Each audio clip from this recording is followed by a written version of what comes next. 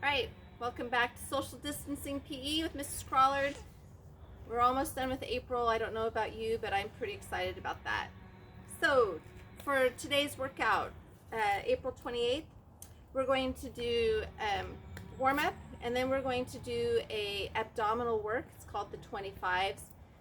So you will tax your abs today, but you're going to feel great when you're done. Okay, so let's go over the warm up. The warm up today, we're going to start with 50 jumping jacks, followed by 6 scissor balls, 6 scorpions, 6 up down dogs, and then you'll end with 15 sit-ups, and we're going to go through that 2 times. So I have my demonstration guy today. He's going to go through these with us. So the first thing you're going to do are jumping jacks. So just remember that your hands go over your head, you come down. We're not doing the half jacks today. All right, after the 50, you're going to go down and do 6 scissor balls. Scissor balls, you're going to come out of it with the straddle. So scissor ball, your legs go over your head, behind your back, come down, you open up, and you're trying to touch to the right, to the center, and to the left to really work on stretching out your legs. You'll do 6 of those. After your 6th one, you're going to do a scorpion. Scorpions are where you're on your abdominal, on your chest. Your arms are straight out into a T-top position, and you're going to take your right foot and try to touch the left side of the floor. When you are in your scorpion, you want to really work on stretching out that chest, really opening it up. So take a little bit of time to do that. From there, you're going to do 6 up-down dogs. You're going to be doing a tremendous amount of work on the core, so you really want to open that up, stretch it out. So you're going to come back down deep. You really want to stretch out your chest and your abdominal area. Come back up, go back down. You're going to do that 6 times. Then you're going to flip over, and you're just going to do some slow sit-ups. Again, with sit-ups, you can do these in a butterfly position. You could do them with your knees bent, or you can do them with your legs straight. Please remember when you're doing your sit-up that your shoulders go all the way to the ground, touch the ground, and then when you come up, they're going to come up in front of your hips so that you're in a good finishing position. All right, so go ahead, you're going to do that 2 times through, and then when you come back, we will start the workout. Okay. All right, here we go for today's workout. You're going to need some weights. So before we get started, I want to show you some options. We're going to do the first 2 movements we're going to do are weighted sit-ups and a weighted Russian twist. So if you have more traditional work items, you can use a dumbbell. Any weight will work. You can use a kettlebell. Again, probably you don't want to go much more than 15 pounds if you have it.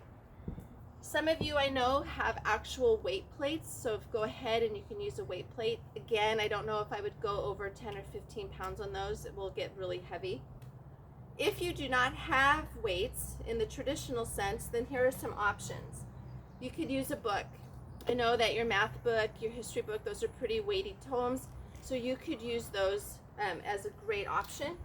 Or another option is if you have a milk carton that is empty or almost empty, you can fill that up with water. We're using a vinegar container. You could use an old laundry detergent container as well. Fill it up with water, and then you have a nice weight. All right, so take a couple minutes and go get yourselves a good weight for today's workout. Okay, so today's workout, it is going to be 25, and you're going to do 25 of each one of these movements. So Matt is going to demonstrate the weighted sit-up with a book. So again, you can be in a butterfly position, you can be with your knees bent, or you can be with your legs straight. But with this, you want to keep the weight that you're using, whether it's a book, a kettlebell, a dumbbell, or anything else, you want to keep it close to your chest. Shoulders all the way to the ground, and then when you come up, you're going all the way, your shoulders should be over your hips at the finish, right? 25 of those. Then you're going to do 25 Russian twists.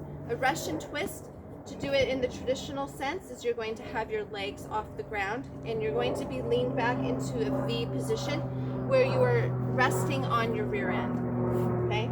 And then you're going to twist, and you're going to touch that weight that you're using to each side, keeping your legs off the ground.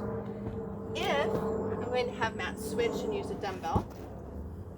If it starts to get heavy and you're starting to have a hard time keeping your legs raised, then you can go ahead and put them on the ground, but you still want to maintain a V position. So you can put your heels to the floor and do it this way. All right, if you are, again, it gets to be to the point where it's still much too heavy, then you can put your weight aside and you can just go no weight. And again, you would just be going from side to side with your hands. All right, after that, you're going to do 25 bicycle crunches. So you're going to be on the floor. You're going to have your hands interlocked behind your head. You're going to bring your feet and your chest off the ground. And you're going to bicycle opposite leg to opposite elbow. And you're going to do 25 on each side. Okay. You can, obviously, this can really start to tax your abs. So if you get to the point where your abs are on fire, come out of the movement you're in, stretch it out, and then start back up again. After the bicycles, you're going to do a new movement. It's called a plank, toes, hand to toes. So you're going to be in a plank position. Okay, and remember, plank position, a good position is that your wrists and your arms are in complete alignment with your shoulder.